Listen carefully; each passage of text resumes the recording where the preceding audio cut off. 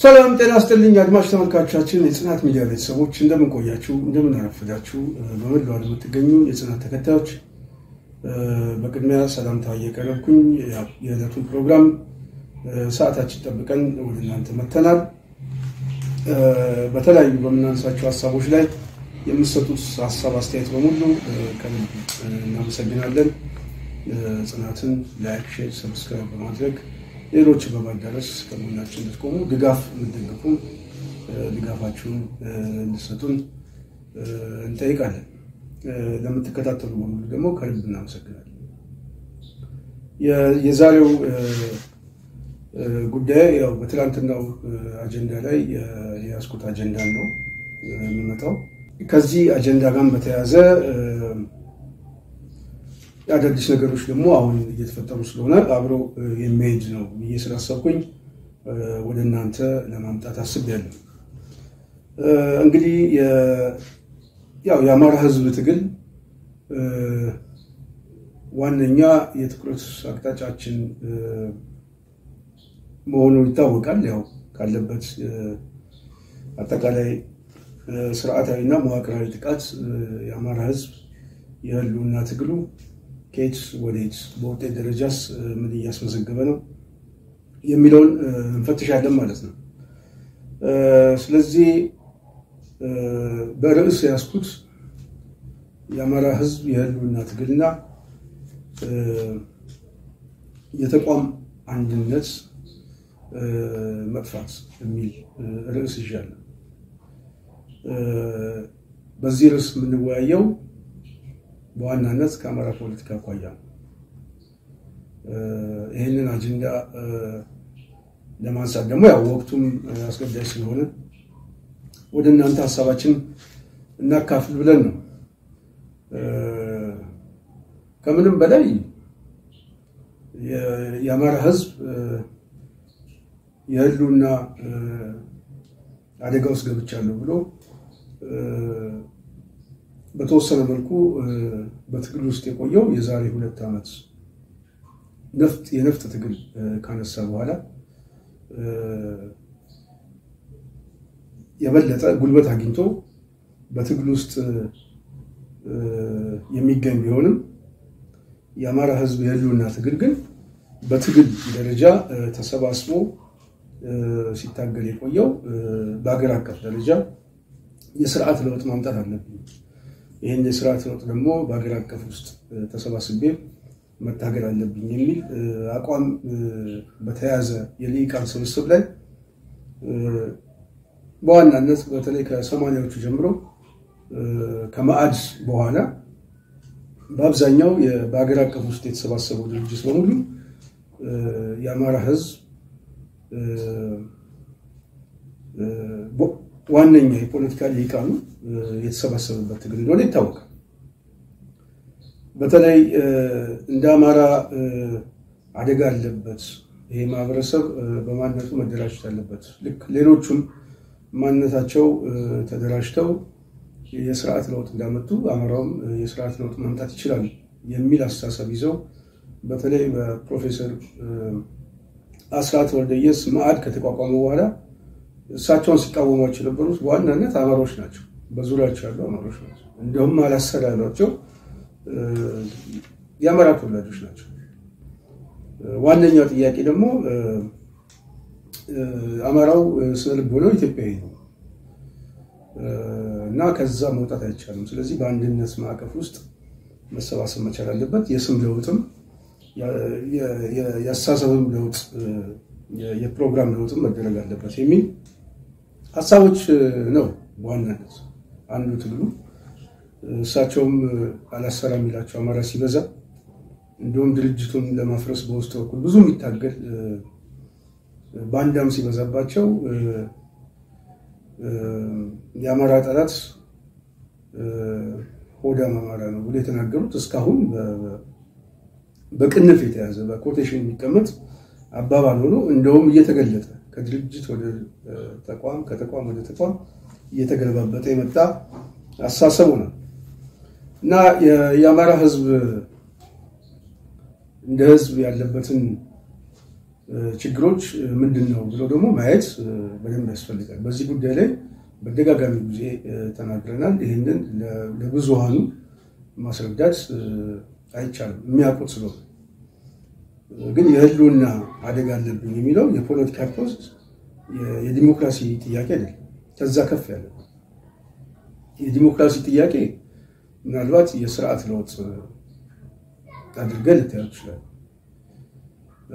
እኔ የተሻለ ሀሳብ አለኝ የሚል የሀሳብ መከራከሪያ ነው በዋናነት ርዕዮተ ዓለማዊ ትግል። የህልውና ጥያቄ ግን የራስን የመከላከል ጉዳይ ነው። እየጠፋው ነው። እንደ ህዝብ እንደ ማህበረሰብ አንድ የፖለቲካ ማህበረሰብ መሆን አልቻልኩም። እንደውም ማንነት ተኮር የሆነ ጥቃት እየተፈጸመብኝ ነው።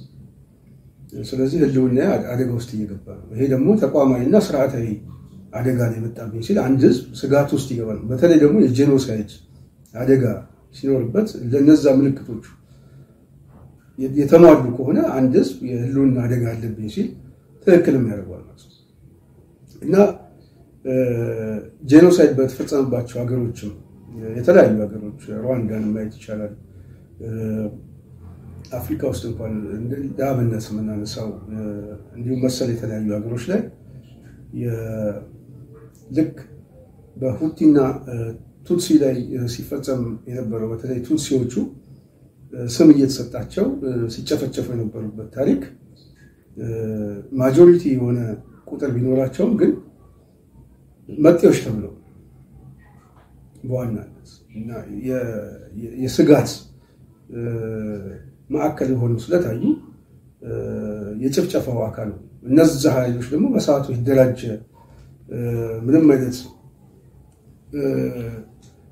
ውግንና የሚያሳይ እንቅስቃሴ ስላልነበረ የጥቃቱ ሰለባው በተለይ ስርዓቱ ደግሞ በዛን ሰዓት የያዘው የማይኖሪቲ ፓወር ስለሆነ የተያዘው ቤት ለቤት እየገቡ በየተገኙበት ሁሉ እንደ ውሻ በየመንገዱ እንዲሞቱ ሆኖ ማለት ነው። እና በአጭር ጊዜ ውስጥ የሞተው ህዝብ ዛሬ ድረስ ቁስሉ አልደረቀም።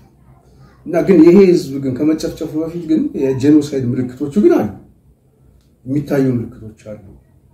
ልክ በተመሳሳይ አማራ ክልል የሆነው እንደዛ ነው። የአማራ ህዝብ ከመጨፍጨፉ በፊት ምን ወጥቶለታል? የተለያዩ ትርክቶች ወጥቶለታል። ነፍጠኛ፣ ሰፋሪ፣ የቀድሞ ስርዓት ምናምን የሚባል በተለይ በጽንፈኛ ኃይሎች የመጨፍጨፊያ ስሞች ቀድሞ አዘጋጅተውለታል። ከዛ በኋላ ደግሞ ተቋማትን አደራጅተዋል። ምንም አይነት የጥበቃና ከለላ የማያደርግለት ተቋም። እሱ ብቻ ሳይሆን እንደ አማራ ደግሞ በህግ ደረጃ ምንም አይነት ውክልና እና ተሳትፎ እንዳይኖሩ ደግሞ የደረገበት ነው። ይሄ ባለፉት 30 ዓመታት ውስጥ ጀምሮ የመጣ ጸረ አማራ የሆኑ የትርክት መደቦች፣ የተቋም መደቦችና የዛ አስተሳሰብ ደግሞ ተገዢ የሆኑ የተለያዩ የፖለቲካ ኃይሎች የተሰለፈበት ነው። ስለዚህ አማራው የህልውና አደጋ ውስጥ ገብቻለሁ ያለው ዛሬ ሳይሆን ያለፈው 30 ዓመታት ጀምሮ በህልውና አደጋ ውስጥ እንዳለ ያወቁ ሰዎች ተቋም መስርቶ ነበር። ያንን ተቋም ግን አላንቀሳቀስ ያለው የራሱ በዛ ስብስብ ውስጥ የነበረው የአማራ ተወላጅ። ስለዚህ ተቋም መፍጠር ያልቻለው የአማራ ተወላጅ በአንድነት ኃይል ውስጥ እየተሰባሰበ ቢታገልም በውጤት ደረጃ ውጤት መቀየር አልቻለም። ምክንያቱም የአንድነት ኃይሉ ራሱ በአስተሳሰብ ደረጃ ከአማራው ጋር የአማራ ድርጅት ሆኖ መታየት አይፈልግም። ለአብነት ሁሉ ጊዜ የማነሳው አንድነት ፓርቲ ነፍሳቸውን ይማረው አቶ ቡልቻ ደመቅሳ በአንድ ቃለ ምልልስ ላይ ሲሰጡ ምንድን ያሉት የአዲስ አበባ የሸዋ አማራን እንጂ የኢትዮጵያ ድርጅት አይደለም። እንደውም አጥበው የሸዋ አማራ ነው ያሉት። ስለዚህ የአማራ ድርጅት ነው እንጂ ኢትዮጵያንስት አይደለም የሚል አስተሳሰብ ነበር ቃለ ምልልሱ ላይ ያሳወሱት። እና ምን ለማለት ነው ዋናው በተለይ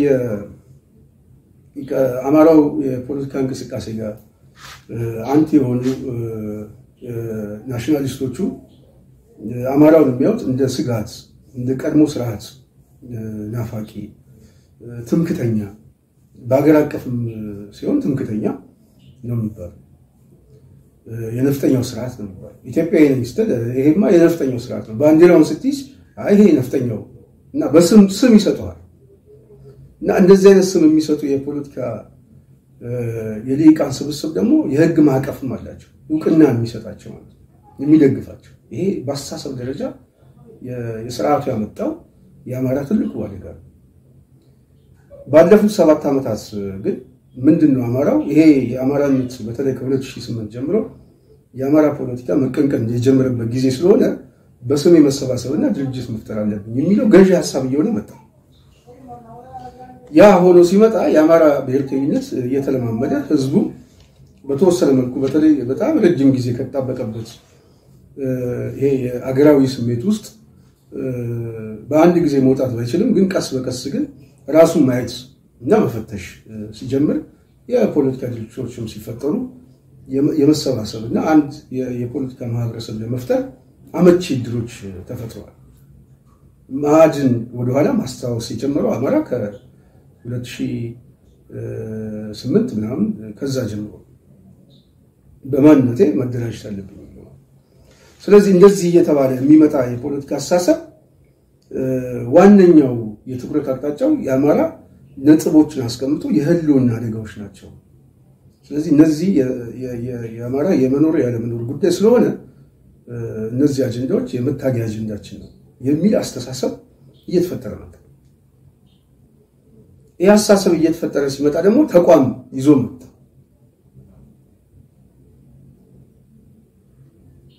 ተቋሙ ደግሞ ይዞ ሲመጣ ደግሞ የተለያዩ መሪዎችን ይዞ መጣ። ያ ትግል ነው ራሱ መሪዎችን የሚፈጥረው ራሱ የትግሉ ባህሪ ነው ሰዎችን የሚያመጣቸው። በውጤት ደረጃ ግን ምንድነው ከተባለ በውጤት ደረጃ ተቋሙ ያው የምናውቀው ሁላችንም እናውቀው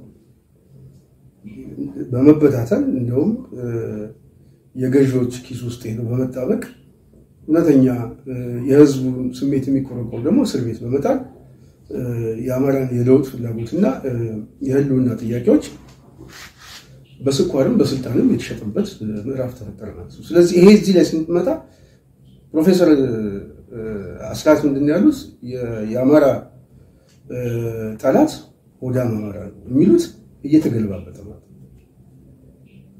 እሱ ብቻ ሳይሆን ባለፉት 30 ዓመታትም ራሱ በአማራ ስም መቀመጫውን ባህር ዳር ያደረገ በህወሓት ጊዜ የህወሓት ጉዳይ አስፈጻሚ በወዴድ ጊዜ የወዴድ ጉዳይ አስፈጻሚ ስርዓት ግን ሲቀያየር ግን ይቅርታ እያለ ህዝቡን እያደናገረ የሚቀመጥ አማራ ያው የምናውቃቸው ይሄ ጻራ የሆነ የአማራ ስሜት ያለው የባህሪ ስብስብ ማለት ነው።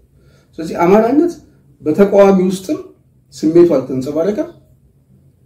አማራን ስሙን እየተጠቀሙበት የሚነግዱትን ባዕዴኖች እየተንጸባረቀ አይደለም። ስለዚህ የአማራ ህዝብ ጉዳይ ደግሞ በሰላማዊ መንገድ የሚፈታበት መንገድ በተለይ ከዚህ ከ2007 ጀምሮ የአብይ አገዛዝ ያው ጸረ ጠበንጃ የጠበንጃን ትግል ከፊት የሚያስቀድም ስለሆነ በተፈጠረው የኃይል አሰላለፍ በተለይ ከህወሓት ጋር የነበረው ጦርነት አሰላለፍ አብይ ራሱ ፈልጎ ጦርነት ውስጥ ከገባ በኋላ የአማራ ህዝብ የህልውና ጉዳዮች የበለጠ የትግል ኢንስትሩመንት መሳሪያ ሆኖ መጣ ማለት ነው። ከፊት ሲመጣ ይሄ አስተሳሰብ ገዢ የሆነ አስተሳሰብ የሆነ እንደ ህዝብ ተቀበለው የተለያዩ የኃይል አሰላለፎች ተፈጠረ። የትግሉ ስልት ግን የጠበንጃ ትግል ሆነ ማለት ነው። የኃይል ትግል ሆነ ማለት ነው። መልኩ ተቀየረ። ስለዚህ አሁን የአማራው ደግሞ ሁለተኛ ዙር የድርጅት ጥያቄ ወደ ኋላ አሁን ለሶስተኛ ጊዜ ደግሞ እያሰቡ ማዕድ ነበረ ከሰመ፣ አብን መጣ ከሰመ። አሁን የፋኖ እንቅስቃሴ መዳኛዬ ነው። የህልውና ትግሉ በዚህ ነው የሚጠናቀቀው። የትግል ስልቱም ትክክል ነው። ለፋኖ እንቅስቃሴ ህዝቡ ራሱ እኔ ስንቁንም ትጥቁንም እየሰጠው እኔ ራሴ እሞታለሁ ብሎ ባለፉት 2 ዓመታት ውስጥ የአማራ ህዝብ የከፈለው መስዋዕትነት በጣም ለቁጥር እንኳን የሚያዳክስ የአብይ አገዛዝ ቤት ለቤት እየሄደ ከሚፈጃቸው ጊዜ ጀምሮ በአየርም የሚደበደበው ንጹሃን ቀላል በዚህ ትግል ውስጥም ከፍተኛ የሆነ መስዋዕትነት የሚከፍሉ ወንድም እህቶች ቀላል አይደለም። ስለዚህ የአማራን ትግል በዚህ ደረጃ ደግሞ ቢያንስ ተገዳዳሪ የሆነ ለውጥ ሊያመጣ የሚችል ስብስብ መፍጠሩ በጣም ያስመሰግናል። አንገታችንን ቀና የምናደርግበት የትግል ምዕራፍ ተከፍቷል። ዛሬ በየሚዲያው ላይ 24 ሰዓት የአማራ ጉዳይ ላይ የሚነሳበት አጀንዳ የአማራ ህዝብ እንደ ህዝብ ተነስቶ ለዚህ ህልውና ትግል ዋጋ በመክፈል ይሄ በጣም ትልቅ የለውጥ ምዕራፍ ነው። ትልቅ ይሄ የለውጥ ምዕራፍ ግን ሁለት መሰረታዊ ደግሞ ነገሮች ይቀርታል። የመጀመሪያው መነሳት ነው። እንደ ህዝብ መነሳት የጋራ የሆነ ስሜት መፍጠሩ በቃ የመጀመሪያው ምዕራፍ እሱ የማህዘን ድንጋይ። ያ ደግሞ አንድ የፖለቲካ ማህበረሰብ ይፈጥራል። አማራ ነኝ የሚል አስተሳሰብ ይፈጥራል። ሁለት ግን ችግሮች አሉ ከፊቱ ያሉ። እነዚህ ሁለት ችግሮች አንዱ የተቋም አንድነት መፍጠር።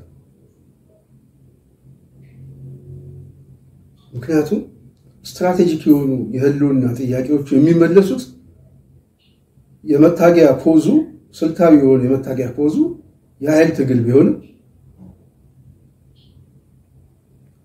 የአማራን ጥያቄዎች መሰረታዊ የሆኑ ጥያቄዎች ግን ሊያስመልስ የሚችል ደግሞ አንድ የጋራ ተቋም ይግድ ያስፈልጋል። ስለዚህ የተቋም አንድነት በጉጉት የሚጠብቀው ለዛ አንድ የሆነ ተቋም ሲፈጠር ደግሞ አንድ የሆነ ሊደርሺፕ ይመጣል፣ መሪ ይፈጥራል። ራሱ ትግሉ የሚያመጣቸው መሪዎች ይፈጥራሉ። እነዛ ተቋማት እነዛ መሪዎች የህዝቡን የህልውና ትግል ያፋፍሙታል ማለት ነው። ስለዚህ የተቋም አንድነት መፍጠር መሰረታዊ ነገሩ በአማራ ፖለቲካ ውስጥ አንድ የአማራ አይደንቲቲ እና የፖለቲካ ጥቅሞች ብሎ የሚያስብ ማህበረሰብ ይፈጥርለታል። የትግራይ ሊቃኖች በትጥቅ ትግል ውስጥ ያደረጉት ይሄንን አሸንፈው ከመጡ በኋላ ደግሞ የትግራይን አንድነት እና ጥቅሞች ለማስጠበቅ የሄደበት መንገድ ደግሞ አሸናፊው አይደል ደግሞ ቀላል። ስለዚህ አንድ የፖለቲካ ማህበረሰብ ፈጥሮ ረጅም ጊዜ የስልጣን መደቡን አስጠብቀው የአማራም ሊቅ በተመሳሳይ አንድ የፖለቲካ ድርጅት መፍጠር ህዝቡንም አንድ ስለሚያደርገው ማለት ነው። ስለዚህ አንዱ ስትራቴጂክ የሆነ ለአማራው የህልውና ጥያቄው ተቋም የታክቲካል ጉዳይ አይደለም፣ ስትራቴጂክ ጉዳዮች ነው። ተቋም የህልውናው ጥያቄ ቁልፍ መሳሪያ አንዱ ተቋም። ሁለተኛ ደግሞ ሶስተኛ ጥያቄ ደግሞ አለ። ቅድም ብያቸዋለሁ። እንደ ህዝብ መነሳቱ የመጀመሪያው ጥያቄ ነው። ተቋም መፍጠር ሁለተኛ ጥያቄ ነው። ሶስተኛ ጥያቄው ግን በውጤት ደረጃ ማሸነፍ ደግሞ የመጨረሻ የትግሉ ምዕራፍ ነው ማለት ነው። ከዛ በኋላ ያሉ ቀጣይ ነገሮች ሁሉ ከአማራ ጋር ብቻ የሚወሰን ሳይሆን ከሌሎች ጋር አብሮ የሚወሰን ስለሆነ ሌላ የታሪክ እና የሁኔታ ትንተና ነው። ከአማራ ጋር ግን የሚነሱ ግን እነዚህ ሶስት መሰረታዊ ጉዳዮች ናቸው። የአማራ የህልውና አደጋ እንደ ህዝብ ግንዛቤ መያዝ፣ ያ ግንዛቤ የያዘ ማህበረሰብ ወደ ትግል እንዲገባ ማስቻል፣ ትግሉን ህዝባዊ ማድረግ፣ የትግሉን የመታገያ ስልት ደግሞ የትጥቅ ትግል ማድረግ። እሱ ተችሏል። ቤስት ነው በቃ እሱ በጣም ህዝባችንን አንገቱን ቀና ያደረገበት የታሪክ ሂደት። ቀደም እንዳልኳቸው ግን ሁለት እና ሶስተኛው ግን ገና የተቋም አንድነት እንደዚሁ የትግሉ አሸናፊነት ትግሉን በድል ማጠናቀቅ ነው። ይሄ እንዳይመጣ በአማራ ክልል ውስጥ እንቅፋት የሆነበት ምክንያቱ ምንድነው? የአማራ ህዝብ የህልውና ትግልና የድርጅት ፈተና ያልኩት ይሄ ነው። ምክንያቱም ድርጅት አማራው የሚፈጥር ከሆነ በተደጋጋሚ ጊዜ ብያለሁ፣ አማራው አንድ የሆነ ኃይል ሆኖ ይመጣል። አንድ የሆነ ፎርስ ደግሞ ተሰባስቦ ሊመጣ የሚችለው ከነፍጥ ትግሉ ጋር አሸናፊ የማይሆንበት ምንም የታሪክ ምዕራፍ የለም። ስለዚህ አንድ እንዳይሆን ምንድነው እንቅፋት ይሆናል? ትግሉስ ለምን ተጀመረ? ትግሉን የፈጠራቸው መሪዎች እና አደረጃጀት በውጤት ደረጃ ምን ላይ ናቸው? ትግሉ የፈጠረው የፖለቲካ ማህበረሰብስ አሁን ያለው ሁኔታ እንዴት ነው? ሲጀመር የነበረው ሁኔታ ነው ያለው መቀዛቀዞች አሉ እና እነዛ ነገር መገምገም ይቻላል። አሁን እየሰማን ያለው ምንድነው? በቅርብ ጊዜ እንደ አማራ ተሰባስበው አንድ የሆኑ በስያሜ ደረጃ አንድ ነን የሚል አቋም ከያዙ በኋላ ግን እንግዲህ በተፈጠሩ የውስጥ ችግሮች አናቅ እኔ በማላቀው ጉዳይ ላይ ሐሳብ አልሰጥም። ግን የተፈጠሩ ግን የውስጥ ቅራኔዎች እንዳሉ ግን ከሚወጡ ከአደባባይ ላይ ካለው እንቅስቃሴው መታየት ይቻላል፣ መገምገም ይቻላል። ስለዚህ በዚህ ሁኔታ ላይ ምን የተፈጠረ ነገር አለ የሚለው እሱ ነገ ጧት ምን ገመገመው ግን ችግሮች አሉ ምልክቶች አሉ የሚለው ግን ግልጽ ነው። አንዳንድ ሰዎች እኛም አልተገኘንም የሚል አቋም ያስለያዙ ማለት ነው። እሱ ደግሞ ያው እንቅፋት ስለሚፈጥር ማለት ነው። ዞሮ እንቅፋት ይፈጥራል። ስለዚህ እክል ገጥሞታል ማለት ነው። ስለዚህ አማራው አሁን መሻገር ያልቻለው የተቋም አንድነት ለምንድን ነው? ሁለተኛው ምዕራፍ መሻገር አማራው ከቻለ ሶስተኛው በውጤት ደረጃ ማሸነፍና ወደ ድል መቀየር የሚችልበት ምዕራፎች ስላሉ ነው። ስለዚህ በዚህ በሁለተኛው ጉዳይ ላይ እንደ ተዋን ተጣብቆ የያዘው የትኛው ኃይል ነው የሚለው መገምገም ስላለበት እኔ በአማራ ትግል ውስጥ አሁን በጣም ፈተና የሆነው የተቋም አንድነት እንዳይፈጠር ሶስት መሰረታዊ ጉዳዮች አሉ ብዬ አምናለሁ። አንደኛው ስርዓታዊ ፈተና ነው። የብልጽግና እጆች ፈተናዎች አሉ።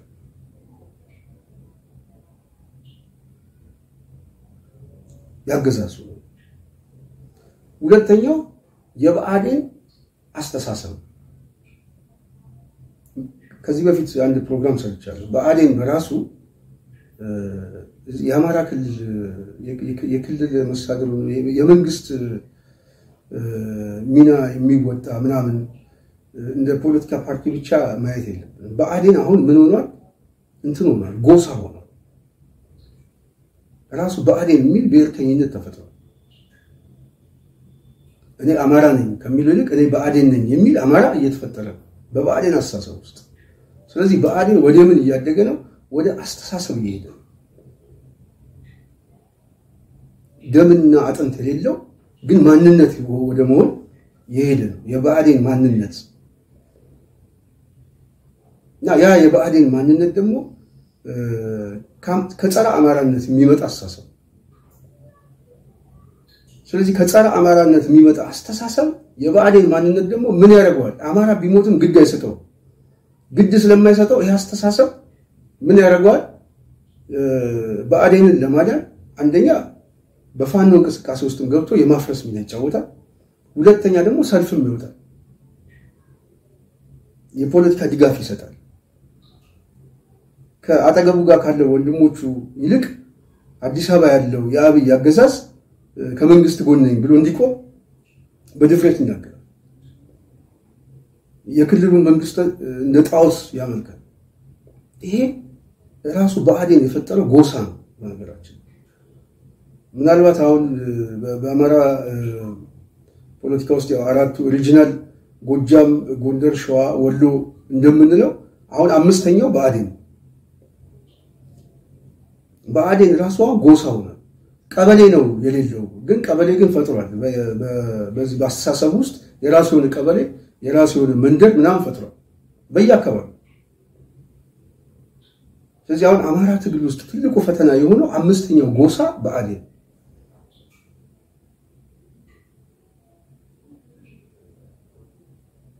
በሶስተኛ ደረጃ ደግሞ ፈተና የሆነው የመርህ መደበላለቅ።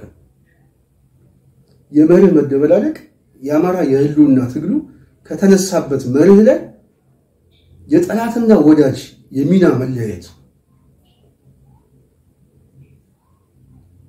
የፖለቲካ አሊያንስ መፍጠር አለብኝ የሚለው የታክቲካል ወዳጅ መፍጠር አለብኝ የሚለው ጥገናዊ ለውጥ ፍለጋ የሚያስብ የመርህ መደበላለቅ አለ። ከህልውና ትግሉ ዝቅ ብሎ ነገሮችን የሚያይበት መንገድ ነው። እነዚህ ሶስት ፈተናዎች አሉ። ልብ በሉ ቀደም ብያቸዋለሁ። አንዱ የሥርዓቱ ነው። አሁን ያለው የኦህዴድ ብልጽግና የአማራ ህዝብ እንደ ድርጅት እንዲሰባሰብ አይፈልግም። የስልጣን አደጋ ነው ብሎ ስለሚያስብ ያለ የሌለውን ኃይል ይጠቀማል። ገንዘብ እየከፈለ በጀት እየመደበ ሽመልስ ነው የሚለው ሚሊሻ እያሰለጠነ እርስ በርስ አማራው እንዲገዳደል የሚያደርገው አንዱ የኦህዴድ ፍላጎቶች ነው። የብአዴን ደግሞ ጎሳዊ የሆነ አስተሳሰብ ነው። ብአዴናዊ የሆነ አስተሳሰብ ነው። እሱ ራሱ አንድ ጎሳ ነው። ከስልጣኑ ከመደቡ የሚመጣ ነው። ይሄ ጎሳ ደግሞ በፋኖ ትግል ውስጥ አለ፣ በክልል መስተዳድር ውስጥ አለ፣ በፌደራል መንግስት ውስጥ አለ፣ በሁሉም ተቋማት ውስጥ አለ። ስለዚህ አምስተኛው ጎሳ ሆኗል። እንትን ምንድነው ስሙ የአማራ አንድ ሪጅን እንደምንለው የብአዴን መቀመጫ ያለው አስተሳሰብ የራሱ የሆነ ብሔርተኛ ሆኖ የፈጠረበት ሁኔታ አለ ማለት ነው። እሱ ሁለተኛው ፈተና። ሶስተኛው ፈተና የመርህ መደበላለቅ፣ የመርሆች መደበላለቅ። ከነዚህ ከሶስቱ ፈተናዎች ደግሞ የሚቀዱ የድጋፍ መሰረቶች አሉ። ለምሳሌ ጥገናዊ ለውጥ እንፈልጋለን የሚል በጥገናዊ ለውጥ ላይ ድጋፍ የሚፈልጋል።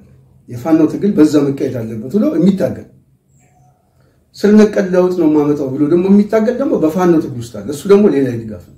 እነዚህ የመርህ መደበላለቆቹ ይጣላሉ።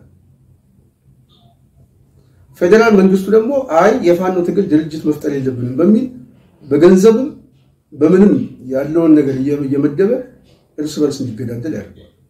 ብአዴን ደግሞ የራሱን ሰዎች በውስጥ በመላክ የአማራ ትግል ተቋም እንዳይፈጠር በጎሳው በሚፈጥረው ያሳሰብ መደብ ድርጅቶችን ያፈርሳል። እነዚህ የተለያዩ የሚናና የድጋፍ መደበላለቅ በአማራ ትግል ውስጥ አንድ የሆነ ተቋም እንዳይፈጠር እንቅፋት ነው። ይሄ የኔ ግምገማ ነው። በዚህ ግምገማ ደግሞ ትክክል ነው ብያምናለሁ። ማንም ሐሳብ ካለው እኔ ለመከራከር ዝግጁ ነኝ። ስለዚህ የአማራ ትግል ተሰባስቦ ተቋም እንዳይፈጠር እንቅፋት የሚሆነው ይሄ ብአዴን ይፈትነዋል፣ ጥገናዊ ለውጥ ይፈትነዋል፣ የአብይ አገዛዝ ይፈትነዋል።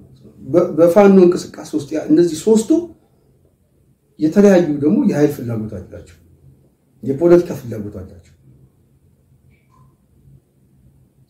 ስለዚህ ጥገናዊ ለውጡ ከስር ነቀል ለውጡ ጋር አንቲ ነው፣ ይጣላል። ብአዴን ከጸረ ብአዴን ጋር አብሮ አይስማማም፣ ይጣላል። ሚኒሻው የኦህዴድ ሚኒሻ ከፋኖ ጋር ይጣላል። እስከ ተከፈለኝ ድረስ ችግር የለውም ወንድሜ ይገላል። ስለዚህ አማራ እንደ አንድ የፖለቲካ ማህበረሰብ እንዳይፈጠር ይሄ እንቅፋት ነው። የብአዴን አስተሳሰቦች ደግሞ ቅድም ብያቸዋለሁ የተለያዩ ፍላጎቶች አሉት። ስልጣኑን ማስጠበቅ ብቻ ሳይሆን በውስጥ በኩል በፋኖ ትግል ውስጥ አንደኛው ኦሪጂናል ጉተታ ውስጥ እንዲገባ የዚህ አካባቢ የሆነ ስሜት ማለት ነው። ወሎ፣ ጎጃም፣ ሸዋ፣ ጎንደር አይነት አስተሳሰብ በብአዴን ውስጥ የተሰራ ራሱ ብአዴን ፋብሪኬት አድርጎ ያመጣው የራሱ የውስጥ አስተላለፍ የነበረው ወደ አማራ ትግል ውስጥ አስገብቶታል። ሁለተኛ በብአዴን በኩል ደግሞ የተለያየ ሰርጎ ገባል። አሁን ቅርብ ጊዜ ውስጥ ያየነው ከአንድ ፊንፊንዴ ምናምን እያለ ስም ከሚጠራ ሰው ጋር በስልክ ሲነጋገር የነበረ በፋኖ ትግል ውስጥ የነበረ ሰው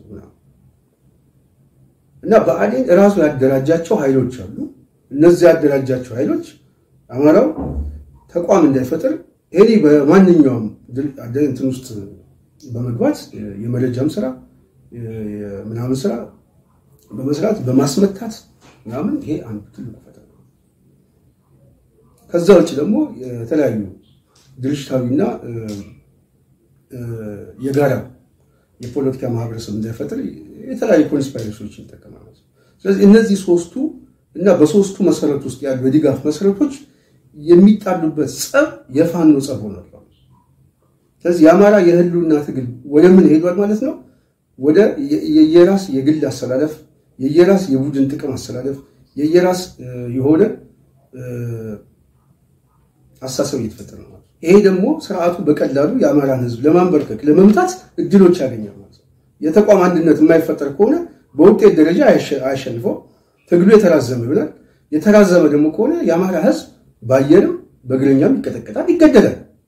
ህዝቡ ደግሞ እየተገደለ ሲመጣ ደግሞ የሚያዋጣው ሰው እንደ ተቋም የተሰባሰበ ኃይል ከሌለ እነዚህ ልጆች እንደውም ይበቀላቸዋል። ዋጋ አስከፍላችሁ ልጆቼን አጣውበት በእናንተ ምክንያት ብሎ ዋጋ እንዲከፍሉ ያደርጋቸዋል። ይሄ ደግሞ የአማራ ህዝብ የፖለቲካ ስብራት ወደማይጠገንበት የተራዘመ ትግል ውስጥ ያስከቷል። ስለዚህ ይሄንን ማጥራት የማን ኃላፊነት ነው? መሬት ላይ ያሉት ሰዎች ኃላፊነት ነው። የተቋም አንድነት መፍጠር ከህልውና ትግላቸው አኳያ ምንድነው? የታክቲክ ጉዳይ ነው አይደለም። ስትራቴጂክ ጉዳይ ነው፣ ታክቲክ አይደለም። ለህልውና ትግል ተቋም ስትራቴጂክ የሆነ ጉዳይ ነው። ስለዚህ ይሄንን ጉዳይ የግድ መልስ መመለስ አለብን የሚለው ነገር በአቋም ደረጃ መያዝ ይገባል።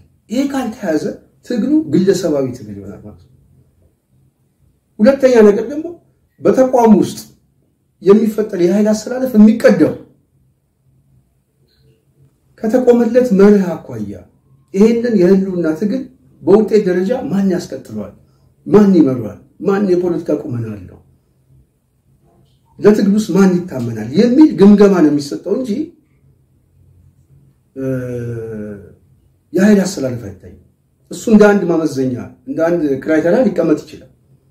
ዋነኛው ግን የትግሉ ባለቤት ማን ይሁን፣ ይሄንን የአማራ ህዝብ ትግል ማን ያስቀጥለው፣ እሱ ደግሞ የጋራ ስምምነት የሚጠይቅ። ስለዚህ ይሄንን ማየት ያስፈልጋል። ሁለት ነገር፣ አንዱ ከህልውናው የሚቀዳ፣ ሁለተኛ ነገር ደግሞ ህልውናውን በውጤት ደረጃ ሊያስቀጥል የሚችለው ሊደርሺፕ የቱ ነው የሚለው ግምገማ። በሶስተኛ ደረጃ መታየት ያለበት፣ በሶስተኛ ደረጃ መርሆች ናቸው የሚታዩት። ከህልውና ትግሉ የሚቀዳ መርሆቹ፣ እነዛ መርሆቹ የአማራ አራት ማዕዘን ናቸው።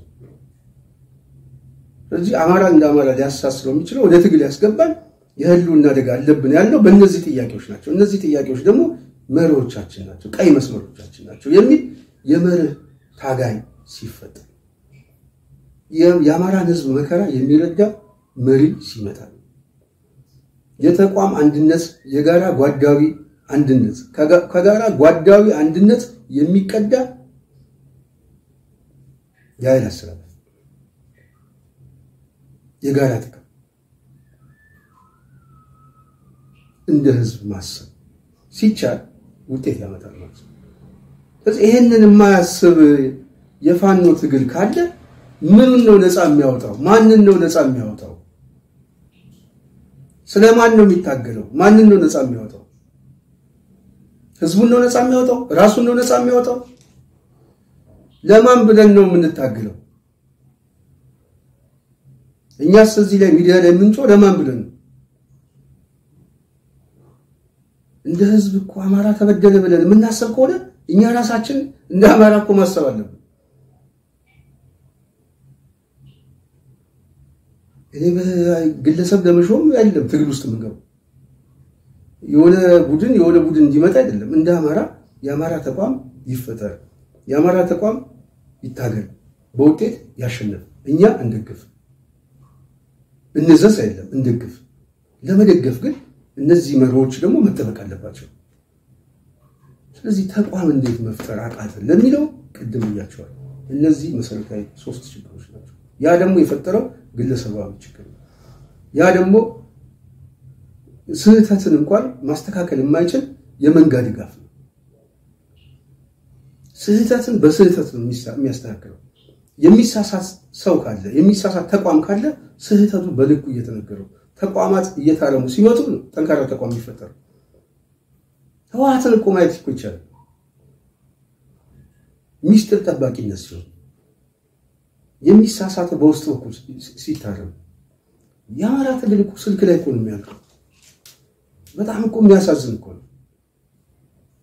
በስልክ ላይ እኮ ድብድብ እኮ እንሰማለን። በስልክ ላይ እኮ ብዙ የሴራ ትንተና እንሰማለን ራሱ አገዛዙ በሚጠቀመው ስልክ ላይ በጣም እኮ እንደው እውነት ለመናገር እንደው እንደ ህዝብ ያለንበት ሁኔታ ሁሉም ነገር አደባባይ ላይ እናውጣም ብለን እንጂ የሚያሸማቅቅ ብዙ ነገሮች አሉ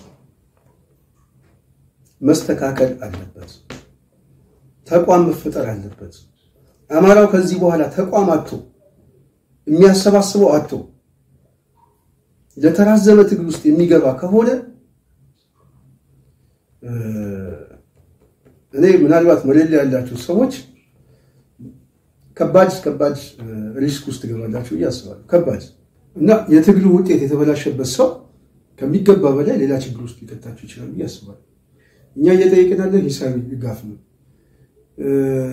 ስልጣን አይደለም እየጠየቅን ያለነው አንድ ድርጅት መፍጠር አቃታችሁ ለምንድን ነው ህዝቡ በችግር ውስጥ እየገባ ነው የሚል አመለካከት ነው ምክር ሐሳብ ነው ይሄንን ከግምት ማስገባት አለባችሁ ያስባለው የአማራ ህዝብ እየተጠበቀ ነው ተስፋ እየተጠበቀ ነው ተስፋውን አታጨልሙበት ወንድማዊ ምክራችን ይሄንን ምክር ለሁሉም ማስተላለፈው መልእክት ነው የዛሬ ፕሮግራማችን ይሄን ይመስል ነበር በሚቀጥለው በሌላ ፕሮግራም እስከነገናኝ የዛሬን በዚህ ያበቃለሁ ጽናት ላይክ ሼር ሰብስክራይብ በማድረግ ከጎናችን እንድትቆዩ ጠይቀን